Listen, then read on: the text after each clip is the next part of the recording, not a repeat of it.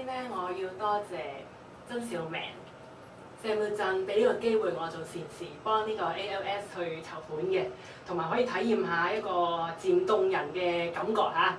咁今日咧，我都有幸得到呢個機會做善事啦。咁都介紹翻先啦嚇，因為我哋做緊有意義嘅嘢嘅。ALS 咧，即係一個肌肉萎縮症嚇，著名嘅名人呢個霍金都曾經有呢個病嘅。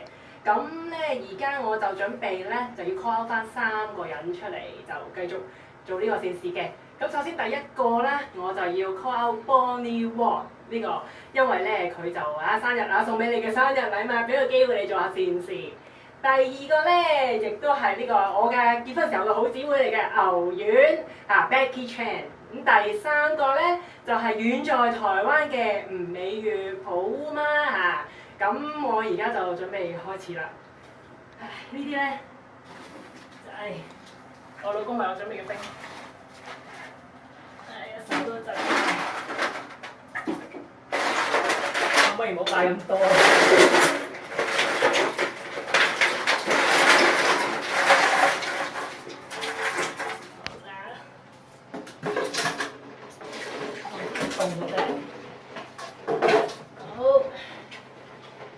好啦，咁為咗咧，即係等人凍到面容扭曲，令到大家冇咁不安，咁我戴翻副眼鏡先啦嚇，冇咁核突，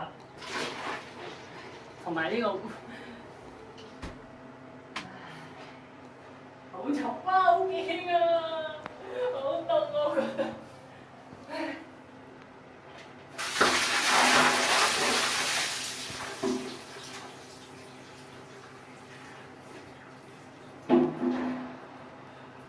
繼續捐錢啦〜